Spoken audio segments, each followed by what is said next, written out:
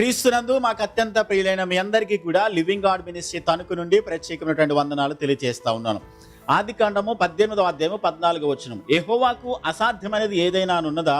మీదటికి ఈ కాలమున నిర్ణయ కాలమందు నీ యొద్దకు తిరిగి వచ్చెదను, అప్పుడు శారాకు కుమారుడు కలుగుననెను. చూడండి, పరలోకమున్నటువంటి దేవాతి దేవుడు అబ్రహామును ఏర్పాటు చేసుకుని ఇరాక్లో ఉన్నప్పుడు 75 సంవత్సరాల వయసులో ఉన్నటువంటి అబ్రహామును దేవుడు పిలిచి, అబ్రహామా, నేను నిన్ను ఆశీర్వదిస్తాను, నేను నిన్ను దీవిస్తాను, నీ ద్వారా సమస్త జనములను ఆశీర్వాదకరంగా చేస్తానని చెప్పి అబ్రహామును దేవుడు పిలిచినప్పుడు దేవుని మాటకు అబ్రహాము విధేయత చూపించి లోబడి దేవునందు విశ్వాసం ఉంచి ఆయన చూపించే దేశానికి వెళ్ళడానికి వచ్చాడు ఆయన.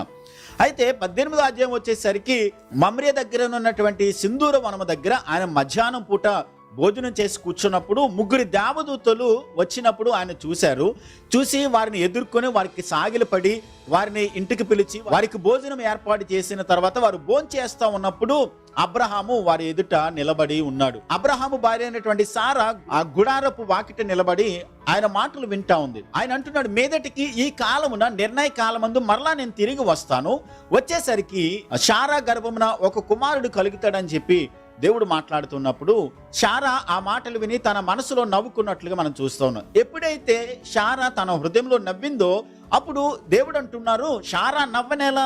యెహోవాకు అసాధ్యమైనది ఏదైనా కలదా? ఆయన చేయలేని కార్యం అంటూ ఏదైనా ఉన్నదా అని చెప్పి ప్రశ్నించినట్లుగా మనం చూస్తూ ఉన్నాం. వెంటనే ఆ శారా అంటుంది, నేను నవ్వలేదు అని చెప్పి అబద్ధం ఆడుతూ ఉంది. చూడండి, ఆయన చేయగలిగినటువంటి సర్వశక్తిమంతుడైన దేవుడు, ఆయనకు అసాధ్యమైనది ఏదీ లేదు. ఆమె శారా అనుకుంటుంది, నేను పిల్లలు కనడానికి కూడా నాకు స్త్రీ ధర్మము నిలిచిపోయింది, నా భర్త చూసినట్లయితే చాలా వృద్ధాప్యంలో ఉన్నటువంటి వ్యక్తి, ఇలాంటి మాకు మరలా బిడ్డలు కలిగేటువంటి అవకాశం ఉందా? మరలా నాకు సుఖం కలుగుతుందా అని చెప్పి శారా మాట్లాడుతున్నట్లుగా మనం చూస్తూ ఉన్నాం. మనం గమనించవలసినటువంటి విషయం ఏంటనంటే, రోమీయులకు రాసినటువంటి పత్రిక 4వ అధ్యాయము 18 నుండి 21 వచనాలు గనక మనం చదివినట్లయితే, నీ సంతానము ఎలాగుండునని చెప్పిన దానిని బట్టి తాను అనేక జనములకు తండ్రి అగునట్లు నిరీక్షణకు ఆధారం లేనప్పుడు అతడు నిరీక్షణ కలిగి నమ్మెను, మరియు అతడు విశ్వాసమునందు బలహీనుడు కాక రమారమి 100 ఏండ్ల వయసు గలవాడై ఉండి అప్పటికి తన శరీరము మృతతుల్యమైనట్టును శారా గర్భమును మృతతుల్యమైనట్టుగాను ఆలోచించెను గాని అవిశ్వాసము వలన దేవుని వాగ్దానమును గూర్చి సందేహింపక దేవుని మహిమపరిచి ఆయన వాగ్దానం చేసిన దానిని నెరవేర్చుటకు సమర్థుడని రూఢిగా విశ్వసించి విశ్వాసం మూలమున బలము పొందెను. చూడండి, దేవునికి అసాధ్యమైనది ఏది లేదు అనేటువంటి సత్యాన్ని వాక్యం మనకి స్పష్టంగా చెబుతుంది. ఆది కాండములో రాయబడినటువంటి మాటతో పాటుగా ఇంచుమించుగా 8 సార్లు దేవునికి అసాధ్యమైనది ఏది లేదని అనే మాట 8 సార్లు రాయబడింది బైబిల్ గ్రంథంలో. అంత స్పష్టంగా దేవుడు వ్రాయించాడనంటే, సర్వలోకాన్ని సర్వ సృష్టిని కూడా ఇది కలుగుగాక, భూమిని ఆకాశాన్ని అందలి సమస్తాన్ని కూడా కలుగుగాక అనేటువంటి తన నోటి మాట ద్వారా సమస్తాన్ని సృష్టించినటువంటి దేవాతి దేవుడు, మన కాలగతులు ఆయన స్వాధీనములో ఉంచుకున్నటువంటి దేవాతి దేవుడు, ఏదినన్నా ఏం జరగబోతుంది, ఏది మన జీవితాలలో సంభవించబోతుందో సమస్తాన్ని ఎరిగినటువంటి సర్వజ్ఞాని అయినటువంటి దేవాతి దేవుడు, ఆయనకు అసాధ్యమైనది ఏదీ లేదని లేఖనాలు స్పష్టంగా చెబుతున్నాయి. కాబట్టి ఈ రోజున దేవుని బిడ్డలుగా మనం నేర్చుకోవాల్సిన ప్రాముఖ్యమైన సత్యం ఏంటంటే, ఆయనకు అసాధ్యమైనది ఏదీ లేదు. చూడండి, శారా గర్భము మృతతుల్యమైంది. అబ్రహాము ఇంకా పిల్లలను కనడానికి ఏమాత్రము కూడా అవకాశం లేనటువంటి పరిస్థితిలో ఉన్నటువంటి ఆ కుటుంబాన్ని దేవుడు జ్ఞాపకం చేసుకుని నిరీక్షణకు ఆధారం లేనటువంటి సమయములలో దేవుడు నమ్మకాన్ని పుట్టించి వారి జీవితాలలో కార్యం జరిగించినట్లుగా మనం చూస్తూ ఉన్నాం. ఈ రోజున వాక్యాన్ని వింటున్నటువంటి మీలో ఎవరైనా ఒకవేళ మా జీవితాలలో వచ్చినటువంటి ఈ కష్టం, ఈ ఇబ్బంది దేవుని దగ్గరికి తీసుకొచ్చినప్పుడు ఆయన చేయగలడో లేదో, ఆయనకు సాధ్యమవుతుందో లేదో, ఈ పని దేవుని దగ్గర మనకు అవుతుందంటారా, జరగదేమో అని చెప్పని ఒకవేళ అవిశ్వాసముతో, ఒకవేళ అపనమ్మికతో, ఒకవేళ దేవుని మీద అనుమానంతో ఉన్నట్లయితే దేవుని సేవకునిగా నేను తెలియజేసేది ఏంటంటే, దేవుని వాక్యం ఏమని చెప్తుందనంటే, నేను ఉన్నవాడను, అనువాడను, సమస్తమును చేయగలిగిన దేవుడను, సర్వశక్తి కలిగిన దేవుడను అని చెప్పి దేవుని వాక్యం మనకి సెలవిస్తూ ఉంది. ఆయన చేయలేని కార్యం అంటూ ఏదీ లేదు.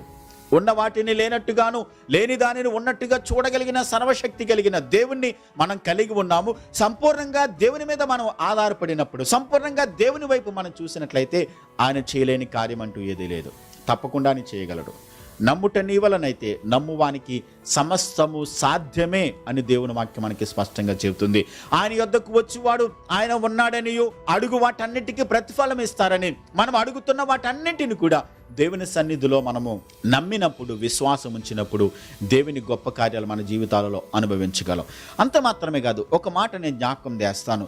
కొన్ని సందర్భాల్లో దేవుని సన్నిధికి వచ్చి మనం ప్రార్థన చేసినప్పుడు మనకు వచ్చినటువంటి సమస్య కానివ్వండి, ఇబ్బంది కానివ్వండి, క్లిష్టమైన పరిస్థితుల గుండా మనం వెళ్తున్నప్పుడు ఒకవేళ ఈ సమస్యను దేవుని దగ్గరికి వచ్చి ప్రార్థన చేసేటప్పుడు నిజంగా దేవుడి కార్యం చేస్తారా, దేవునికి ఇది సాధ్యమవుతుందా అని చెప్పి మన హృదయాలలో ఒకవేళ అనుమానం ఉన్నట్లయితే, అవిశ్వాసం ఉన్నట్లయితే, మన హృదయాలలో దాన్ని అలాగే ఉంచుకోకుండా దేవుడి దగ్గరికి వచ్చి యథార్థ హృదయంతో ఒప్పేసుకున్నట్లయితే యథార్థ హృదయాలను దేవుడు ప్రేమిస్తారు.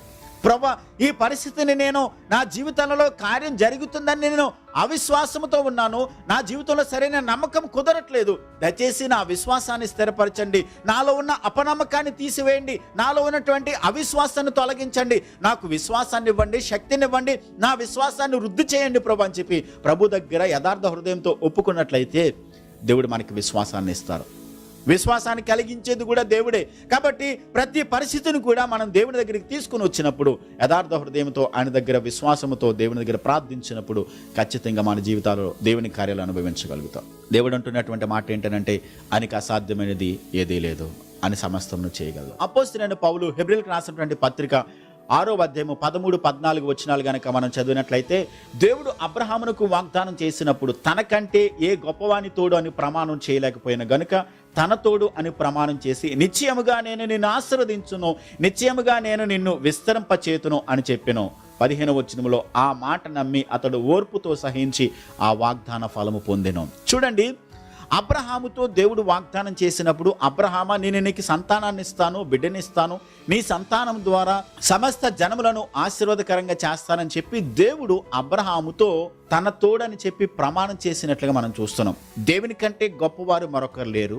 మనం సాధారణంగా కొన్ని సందర్భాల్లో కొంతమందికి మాటలు ఇచ్చేటప్పుడు అమ్మ తోడు ఖచ్చితంగా ఇది నెరవేరుస్తానని చెప్పి మాట్లాడతాం, నాన్న తోడు అని చెప్పి, లేకుంటే బిడ్డల తోడని ప్రమాణం చేస్తాం. అబ్రహాముతో దేవుడు వాగ్దానం చేస్తున్నప్పుడు, ప్రమాణం చేస్తున్నప్పుడు తనకంటే గొప్పవారు మరొకరు లేరు కాబట్టి దేవుడే తన నెత్తి మీద చేయబెట్టుకుని అబ్రహాముతో దేవుడు వాగ్దానం చేస్తా ఉన్నారు. అబ్రహామా, నేను నీకు ఇచ్చినటువంటి వాగ్దానాన్ని నేను ఖచ్చితంగా నెరవేరుస్తాను, ఒకవేళ దానిని నెరవేర్చలేకపోయినట్లయితే నేను చచ్చిన వానితో సమానమని అర్థం వచ్చేటట్టుగా దేవుడు అబ్రహాముతో ప్రమాణం చేస్తూ ఉన్నారు. ఒక్కసారి మీరు ఆలోచించండి, ఆయనకి అసాధ్యమైనది ఏదీ లేదు, ఆయన చేయలేని కార్యం అంటూ ఏదీ లేదు. ఆయన మాట ఇచ్చి దాన్ని ఖచ్చితంగా నెరవేర్చగలిగినటువంటి దేవాతి దేవుడు. అబ్రహాముతో ఈ ప్రమాణం చేయడానికి గల కారణం ఏంటో తెలుసండి. అబ్రహాము విగ్రహాలను ఆరాధించుకుంటూ అన్య సాంప్రదాయాలు కలిగినటువంటి అబ్రహామును దేవుడు పిలిచి అతని జీవితంలో నమ్మకాన్ని కలిగించడానికి దేవుడు ఈ విధంగా ప్రమాణం చేస్తా ఉన్నారు. తన తోడు అని ప్రమాణం చేశారు. సాధారణంగా మనము అమ్మ తోడు, నాన్న తోడు అని ప్రమాణం చేసేటప్పుడు ఒకవేళ ఆ మాట నెరవేర్చకపోతే అమ్మ చనిపోయినట్లే అని అర్థం. కాబట్టి దేవుడు కూడా అదే చెప్తున్నారు, తన తోడు అని చెప్పి ప్రమాణం చేస్తున్నారు.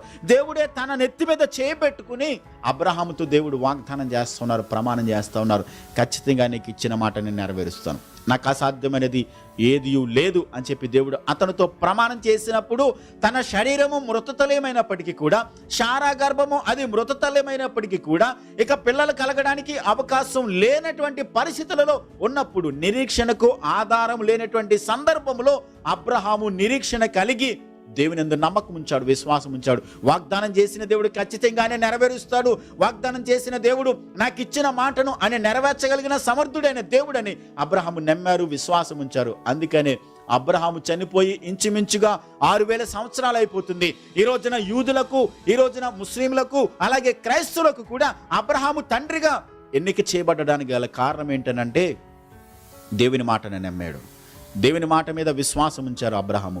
దేవుని వాగ్దానాల మీద విశ్వాసం ఉంచి, నమ్మకం ఉంచి ఈ రోజున పితరులకు తండ్రిగా, అంత మాత్రమే కాదు విశ్వాసులకు తండ్రిగా ఈ రోజున అబ్రహాముని గురించి మనం మాట్లాడుకుంటున్నాం. కాబట్టి ఈ రోజున మన జీవితాలలో ఎలాంటి పరిస్థితినైనా మనం ఎదుర్కొంటూ ఉండవచ్చు.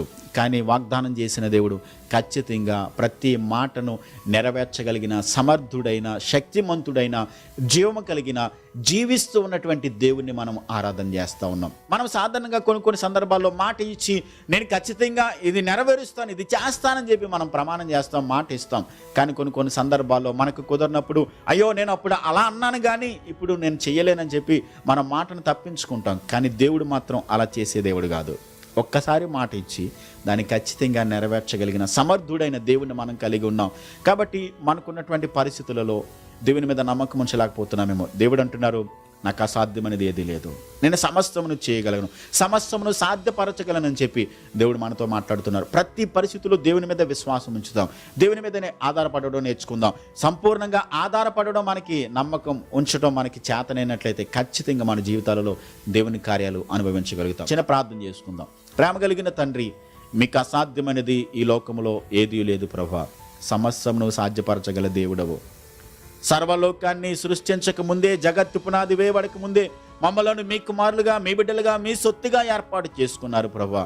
తండ్రి నాయన, మాకేది కావాలో, మాకేది అవసరతగా ఉన్నదో సమస్తాన్ని మీరు సిద్ధం చేసి ఉంచారు.